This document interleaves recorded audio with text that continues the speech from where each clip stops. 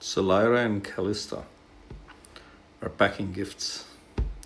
Okay, friends, it's time to speak about the elephant in the room since the banners start and the jamboree starts tomorrow. So let's go in. There are both extremes. So don't summon tomorrow, and then the other ones are summon this particular weekend. So whether to summon or not is going to be each one's decisions, but I wanted to share some thoughts. One thing that is going to play a very important role, knowing the kind of the format of this particular process is going to be the Frostfall Jamboree. Why?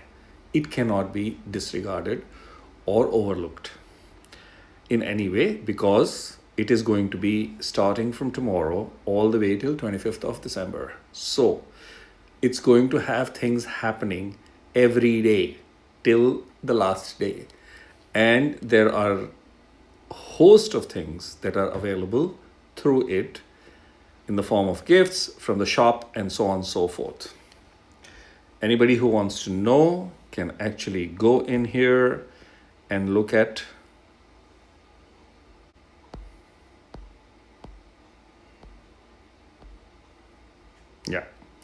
So this is going to be your major rewards in the Frostfall shop. You have legendary hero Callista, then her exclusive artifact being available, unpolished legendary stone cannot be disregarded. Then there is a mount for Void Drift, the Prancer available, legendary skill crystal, advanced refining crystal, they're all extremely valuable. Then we have legendary summoning crystal and ancient summoning crystal, and a host of, I would like to believe there would be a lot of rare, the blue summoning crystals also. So all those things are going to come in very handy. And the points which are lost are not going to be available again. So on a daily basis, something has to be cracked. Frostfall Surprise is going to be the reward that is going to pop out and you collect, and that is the currency for the Frostfall Jamboree shop. So that is something worth keeping in mind. Having said that, going into the summons part, this is the banner tomorrow where we have got Talula, Arrogance being the two legendary fellows available on 15x, and then we have got 3 epics, and in these 3 epics 2 are absolutely must have epics for a beginning player and to an extent also a mid player, which means big chunk of the player base is going to find these 2 epics absolutely top notch useful in your gaming experience. Who are those? Evelyn, fantastic defender, and when I max, you can see very clearly her stats, but the most important thing is the block. She blocks 4 enemies. All other heroes block 2 enemies, the ground unit fellows. Some block 3, but she is the only one that I can think of that blocks 4. And then we have an artifact available that adds an extra block. So you can actually use her to block 5. So absolutely, the earlier you get her, you'll start using her. That's the more important point. And she's part of 2 factions, which is Northern and Watcher. So that comes in handy too, based on the lords of those 2 factions being used, which strengthens her further. The other epic is Idril. She's the goddess of this particular game. Now, you have gods and goddesses. She is one of the important goddesses of this game, and she rules the beginner till the mid-game process. She's extremely useful in the later part also. However, she rules it as a marksman. Why? She whacks hard, hammers away her A5. Once you do her A5, awakened fully, she is amazing and just goes on and on. However, the most important thing that she brings to the gameplay is she covers every nook and corner of the board. So that's the kind of a hero that you require for playing this game. And she is one of those. So absolutely top hero, part of 2 factions. So getting these 2 heroes early creates a fun gaming experience of being able to do a lot of things. So these are the two epics that are there. I haven't used as of much. And one of the things that you can actually do is you can look at the ratings, and the ratings will tell you a good, give you a fairly good idea. You can see she has good ratings. And then we go to Adriel and look at her ratings. So Adriel can be used all across the game, even in Drake's Chasm, where she has a low rating, but that's most of the ratings have been given by players who have much higher, because 10,000 players are in the higher zone. In the beginning, she's useful there too. So that's the logic for the beginner and mid players in terms of their summons. The second group of players who can look at doing their summons is the ones who don't have Elohim.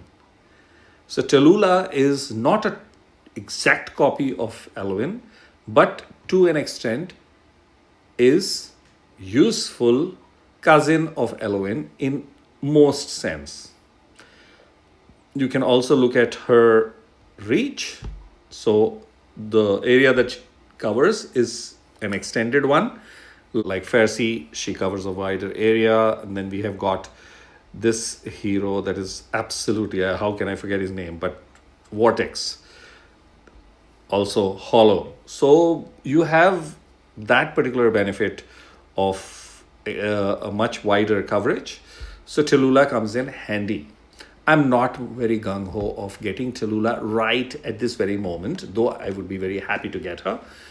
But not going to try like crazy is I have Elohim. So one portion, and because this game does not allow you to have duplicate heroes, which means if there are two heroes doing similar stuff, it's always good to have, because then you can actually use the hero in one area of the game where I'm not allowed to use the hero for the second time, and that is Apocalypse 1 and 2. So that's where I would like to use Talula.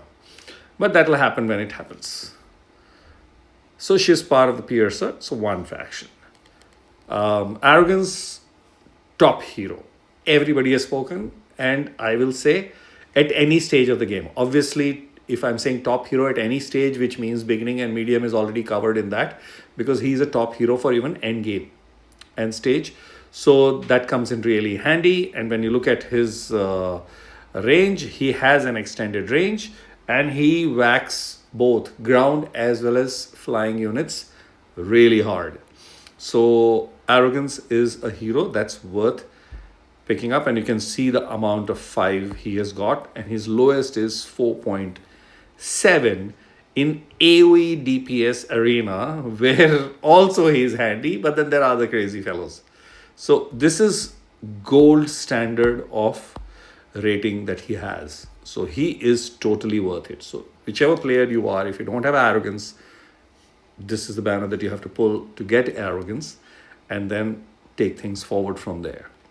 What I'm going to do is, I'm currently sitting at pity of 111, and I have some divines. So I'm going to try and see what can happen.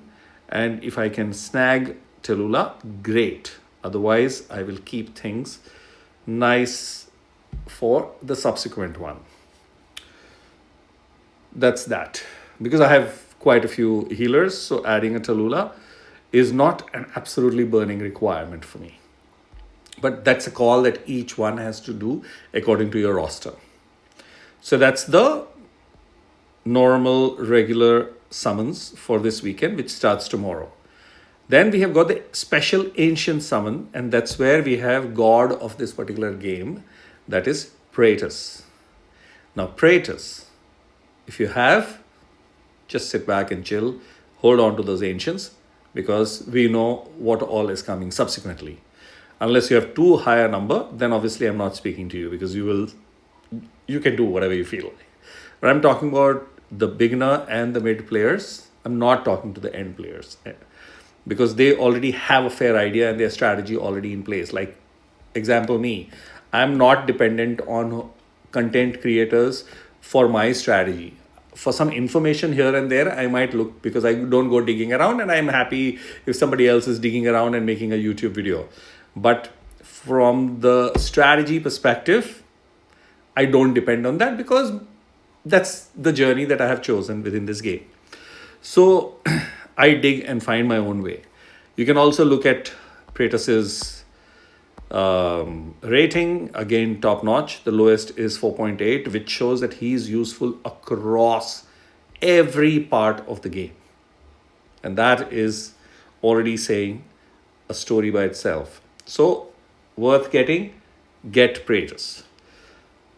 If you have Praetus, then Uridin is not somebody who's great. There are other fighters that are coming. There's going to be a fighter, Callista, available. Yes, I did see Prospector's video that says that Callista's 15% does not help in terms of pushing, but her damage is fantastic. So then, ideally, I would like to have heroes that can push enemies away. And certain portions in this game require that, as I have shared when I did the Callista hero analysis video. However, what is important is that pushing enemy away is something that is not required all throughout the game. It's there in Gear Dungeon and maybe another place. But most part, it's about damage, and then it's collaboration with your other heroes that are on the board, deployed on the board. And that's where Callista scores in terms of her damage and so on and so forth. I would like to believe the game is going to buff her and make her a little more reliable. Why? Because she's a free hero. If you're offering a hero free, and every hero that is being offered free is offered for a solution, and we can actually see how important Volka is, and she comes free from playing the game and clearing certain things. Similarly, Init has been just buffed, and he's also a free hero that is got from the Odyssey. So similarly, Callista that is coming free from the Jamboree is going to be given in a fairly decent delivery of her capability or skills manner. So I trust Moonton to sort that particular part out. But there are other options that are going to show up, and I have Uridin at A1 and I hardly use him except when I'm doing faction related stuff. So the benefit is, since I have Valderon, I'm able to actually put Uridin along with Valderon in certain scenarios, but otherwise I don't extensively use him, though his attack numbers are insane and his BP is insane, goes really high. So that's that, but not. So this one you will pull primarily for Praetus, otherwise you'll hold on. So that's the thought that I wanted to share about how I'm going to approach it and how I would like to suggest for those fellow players who are looking for these kinds of thoughts. Whether to use your summoning resources in this particular weekend or hold it for the next one. But we know that next weekend, a little later, which is on 22nd of December till 25th, to coincide with Christmas, is going to be Lyra with any hero of your choice except certain select heroes and lords. You can choose who will be the 15x, and that's a choice being put in the hands of players, which is something amazing. So one of the thoughts that has been shared, via various leaks that are coming out, that in the weekend after the 25th, which is around the 27th or the 28th, is going to be the banner of Ardia and Ingrid. And that's the one that everybody's holding out for, because both are top heroes. So if you don't have them, then find a way to balance out and so on and so forth. So that's the part that I wanted to speak about. Otherwise, that's it. I mean, there is nothing else that at this particular moment I can add or want to add, unless it has already been carried forward. The important factor is complete all these various things that are going to be popping up starting tomorrow, so that you can have enough resources collected for your acquisition process in the game. That's it. So these are some of the thoughts that I wanted to share with you regarding summons, regarding heroes, regarding acquisition, regarding the strategy to complete Frostfall Jamboree. And that's about it. Good luck As it arrives tomorrow, more content will come out in terms of what is the process, how would I like to plan, and so on and so forth, by many content creators. And I will make my plans and share it forward too. So good luck.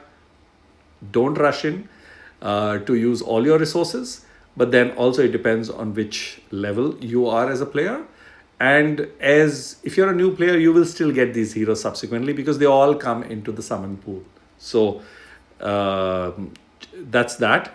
However, the last thing I will say is Sun Wukong is going to arrive by end of the month, and hence having some resources put away to give that a shot will be really useful. And if I remember, he is a fighter and worth looking at from that particular perspective. That, and he's going to be a limited summon, so that's 200 pulls he's going to be guaranteed. So yeah, do that. I will leave that as a food for thought for every player. But if you are a beginning and a mid player, and if you're getting Arrogance, your job is done. That's a great hero to have for a lot of stuff. He's very versatile and useful. So that's it. Trust this helps. Thanks for watching, and catch you soon in the next video.